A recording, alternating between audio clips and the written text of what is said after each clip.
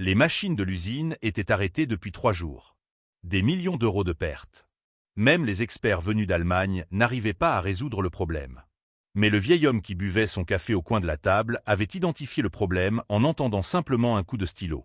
Personne ne lui avait demandé. Car personne ne savait qui il était vraiment.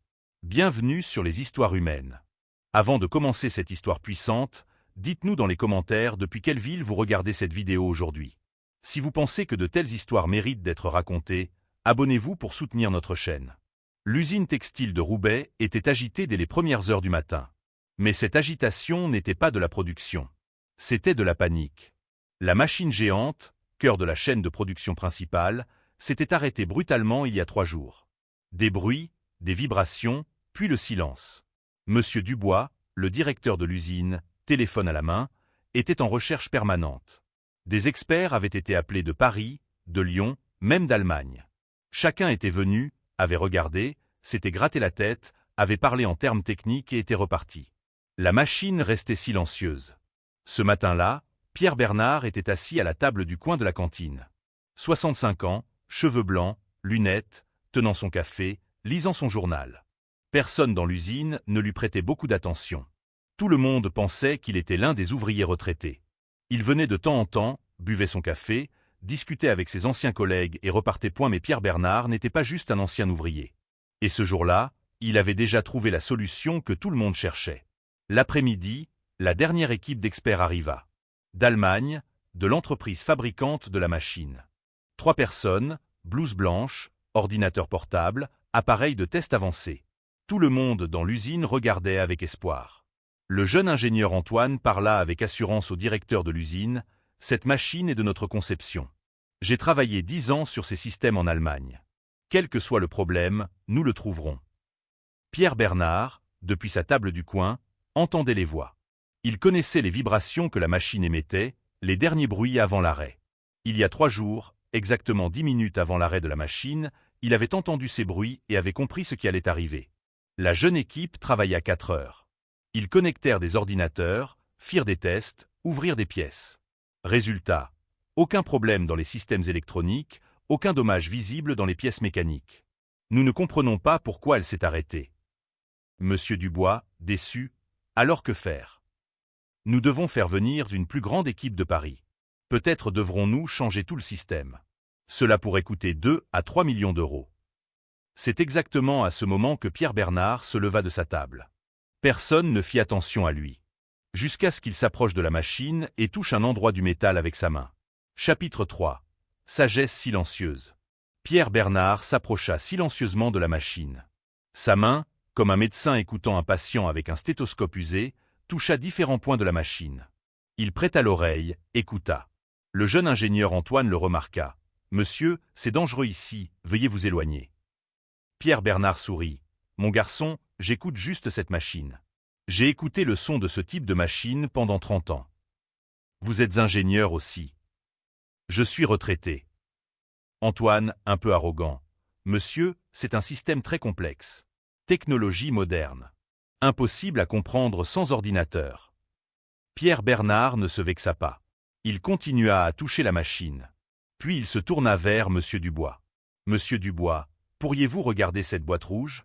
Ouvrez le petit couvercle sur la gauche. » Monsieur Dubois hésita.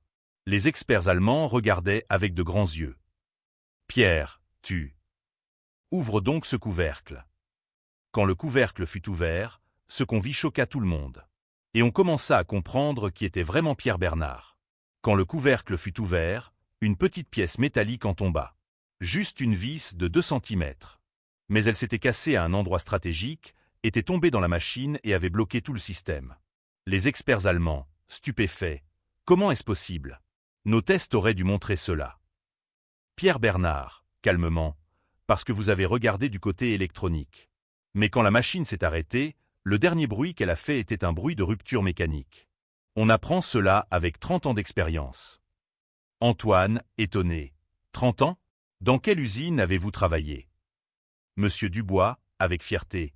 Antoine, permettez-moi de vous présenter Pierre Bernard, l'ancien ingénieur en chef de cette usine.